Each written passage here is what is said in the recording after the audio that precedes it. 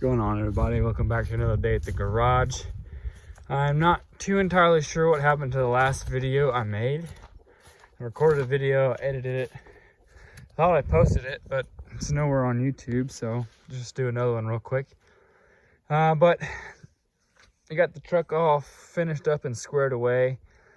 I got the body lift all the way off. I got the new body style wheels put on with the spacers in the front, or adapters. Got the front bumper painted. I got a chin spoiler put on. I got new headlights actually on the kitchen counter. They're like a light gray smoked headlight. And I'm hopefully going to be ordering a new grill that doesn't have a gaping hole in it. But yeah, I got the truck all finished up. It's been done for 3 weeks or so. I've been test driving it, and so far so good with everything. I ended up mounting the shocks like this. I want to say it was like a 40-degree angle or something, fully aired out. Ride height, it wasn't so bad, but yeah, I just ended up going sideways with it, going to the highest point at the frame and close to the lowest spot that I could get it on the control arm mounts. As of now, it is only single shear. I just did it pretty quick, but I do plan on this, hopefully this weekend, building the tab that comes off and encases this side of the bolt, just so that way it take out of any equation that this bolt should break or snap or come loose and all that fun stuff. But yeah, got it all taken care of. It seems to ride great. It does, however, feel like the back end is doing this number. But I think what's happening is the airbags are doing this. And because it's doing that, it's moving the axle back and forth that way. So what I'm going to think I need to do is end up getting a sway bar for the rear. Just because since when I ride, this is fully aired out right now, but I usually air it up to where it's level with the front. So it gives me 4-inch lift, 5-inch from where this is at now. But there may be 10-15 pounds in the bags, so you know it doesn't take much to move them, and I think that's what's happening. I did find out, I don't know what all I said in the last video, so if I repeat myself, sorry, but I ended up buying this air design book from Max Fish. You can find him on Instagram. I think his name is @MaxFish.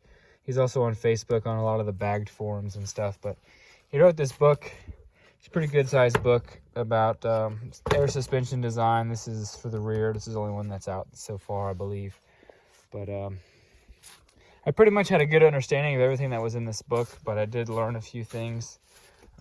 One being that you want to set up the suspension control arms as flat as possible, at least with this parallel 4-link, as long as possible and as flat as possible at half travel. Same with the track bar, needs to be flat at half travel, so that way when you go from full suspension cycles, there's as minimal side-to-side movement as possible.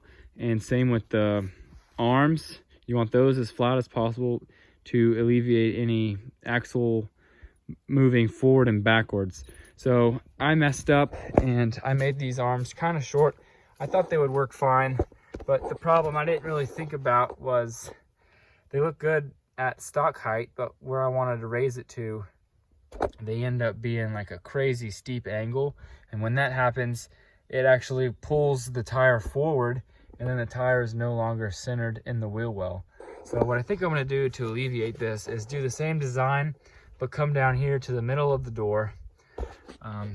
Still keeping it tucked up in the frame, and according to like the quick tape measurements I've done, that should be fairly close to flat, and I shouldn't have any issues with that. But for now, this will work because I haven't even done the front yet. The front's still independent. But I don't know if some of y'all know this or not, but me and my wife had a second child, and I've been kind of getting on her nerves lately because I've been outside doing this instead of in there helping with the newborn. So I kind of got in trouble, and you know how that goes if you got kids. So I'm going to be taking a quick break from this for a little while. I'm not going to do the front axle swap till probably after April. It's January now, so give me 3 or 4 months and I'll start the front.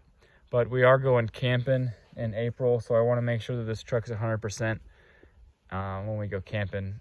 We're going probably 200 miles away, so I don't want to have this thing in pieces or never been tested before. So I'm just going to leave it like this and drive it. Currently I still have it on a ball valve. I did order 1/2-inch air solenoids and a 4-channel wireless remote. Looks like a key fob. So I will have that to program and raise and lower the truck, but for now it's on this, so it's not bad. Let's see here. So this is all the way lowered, aired out, and then I'll just air it up real quick. I don't have the limit straps hooked up, so. But as you can see, the tire is slowly rolling forward out of the center of the wheel well. We'll just stop it there. So that's something I got to address. It's not a problem right now because the front's still at a stock height, but whenever I go to actually put 35s on this and raise it up, that's going to be an issue. So that's something that I will address whenever I do the front axle. But you can see just how steep of an angle that control arm is, and if that lower control arm was like there, it would be much better.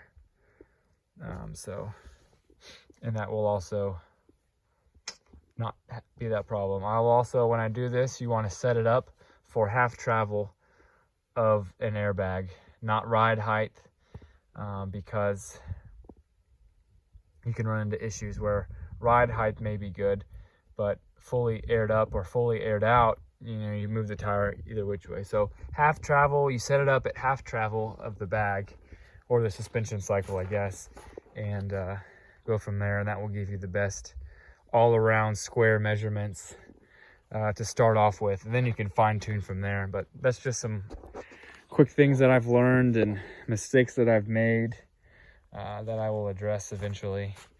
But I've also had some people message me asking me wanting to bag their trucks, and I've learned a lot from this build, things what to do, what not to do, and how I could do things differently. So if I end up doing this for somebody else, I'll feel a lot more confident about it, and it will work out a lot better than the first go around on my truck. So yeah, appreciate y'all watching.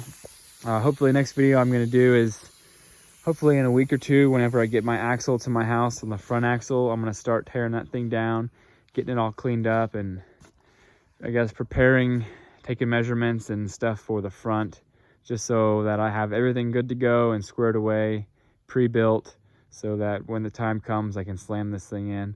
Hopefully in a weekend. Probably not, because all I have is a grinder and a welder. So it takes time doing stuff like that. But yeah, appreciate y'all watching. Hope you stick around for the next one. Y'all have a good one. Hey, bear.